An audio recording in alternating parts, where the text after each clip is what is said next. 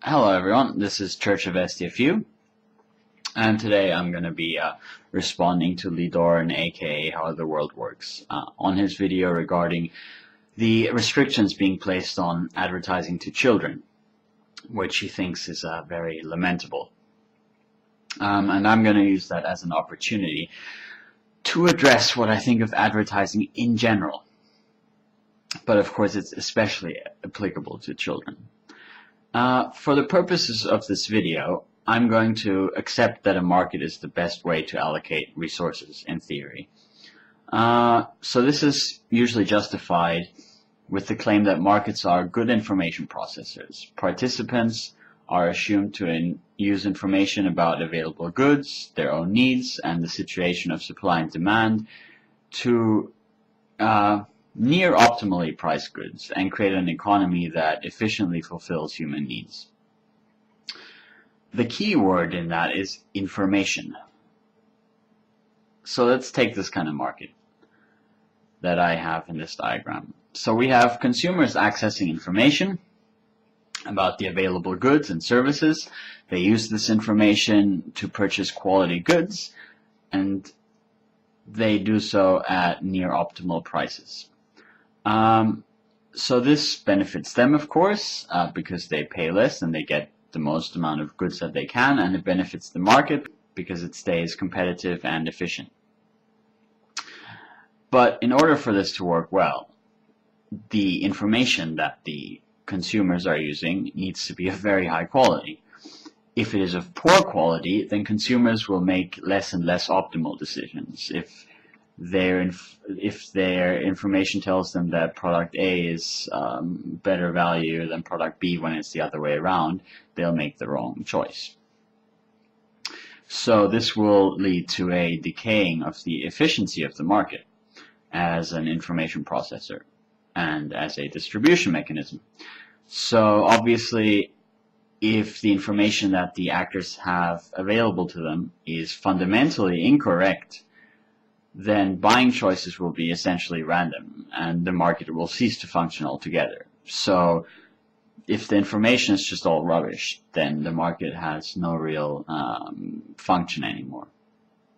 So a good market requires good information.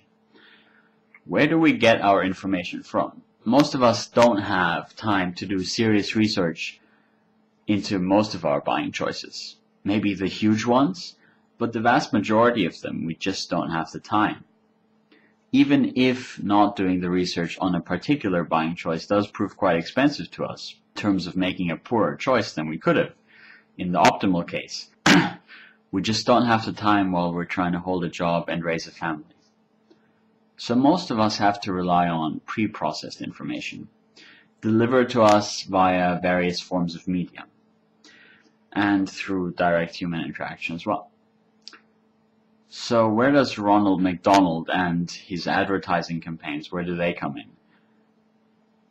Let's look at this diagram. So Ronald and McDonald's, they have that big stack of money. His smaller competitor, which I've called very imaginatively Little Guy Incorporated, has a tiny stack of money. McDonald's can buy large amounts of advertising through media outlets. Little Guy can afford hardly any at all.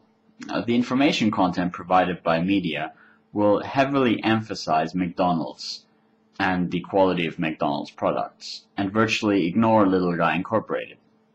So the individual actor, when accessing this information pool, will get vastly more information favoring McDonald's. If he hears about Little Guy at all, on a psychological level, the overwhelming impact of the McDonald's advertising will take its toll. Advertising works and quantity plays a huge role. I mean, psychologists have done the studies, but there's actually a simpler proof. Companies pay huge amounts of money every year for advertising. They wouldn't do this if it didn't work. And the ads are almost never, except when it comes to some budget production, here's my product. This is what it can do and this is how much it costs. I mean, that would be an informative ad, just presenting the facts. No, that's not the kind of ad that companies make. They make ads that play on our psychological weaknesses. So not only is there a lot more quantity out there from whoever has money, but the very essence of the information in the ad is warped to actually convince us without convincing us on a rational level. So we're in a situation where the market provides information according to how big the players in the market are. So this is this current diagram. So that in turn causes consumers to prefer the products of these big players because they put more into the information pool. That makes the players more money, which in turn causes them to be able to buy more advertising and color the information even more and make it even more in their favor. So the entire process, that entire kind of cycle is short-circuited. It's vicious-circuited. The big get bigger and bigger. And markets become less and less effective as information processors because the information is getting tainted. That's why people buy skin cream that costs $50 when, if you did actual proper research medically, it's as efficient as a cream that costs you $2. Probably more cream at that. Ads don't provide information. They provide misinformation intentionally. Advertising is actually poison to a real market. Free marketeers should abhor advertising, and they should support the creation of independent product reviewing organizations and bodies, funded by any means possible, including the government, because this is such an important issue that free markets need to actually function at all. But, of course, like any other fundamentalist, free marketeers cannot do that. They cannot accept that markets aren't the best solution to every single problem in the world. I mean, if markets are good for goods, then markets have to be good for information as well. Information needs to become a marketable commodity. And when information is put up for sale, and that information is the same information that people use to make decisions on what they buy, then the market just becomes an echo chamber. It becomes a feedback loop. Nothing more. And the big will get bigger. On a final note, children are especially vulnerable to advertising.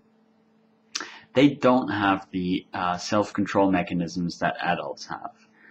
And though adults do fall prey to misinformation easily enough, there's no question about it. Advertising works on adults as well, even if it's misinformation, which almost all advertising is.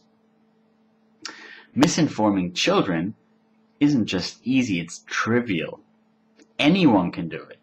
That's why people complain so much about what gets taught in schools, because it's so easy to influence children and to make a huge impact in the rest of their lives. We can reprogram children so easily.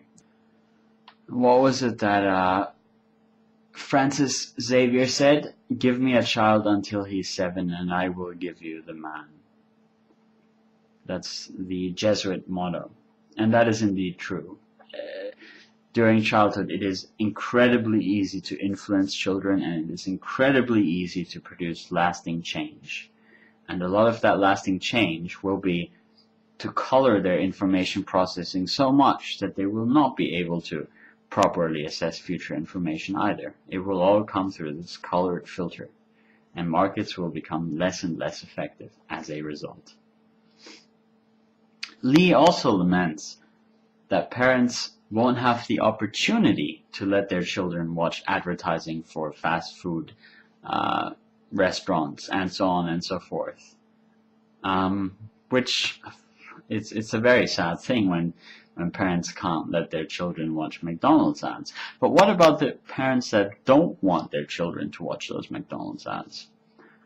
Should they switch the channel every time an ad break comes on? They have to sit on the couch next to the child physically and switch the channel as soon as the break happens? They can't do that. They work and they have things to do even when they're at home. They need to pay the gas bill. They need to do various other things. So, no, it shouldn't have to be the parent that ensures by constant vigilance that their children aren't advertised to. I mean, parents deserve the right to choose, I fully agree. So, just make an advertising channel. 24/7 ads. You can make one for adults that advertises products, and you can make a children's advertising channel. No cartoons, no content whatsoever, just ads, 24/7. And then parents can choose to tune in. And if they want their children to watch more advertising, they can let their, they can turn on the channel, let their children watch the advertising. Now, it's important that there be alternatives, because otherwise, if there's only advertising channels, well, that's what TV is like anyways.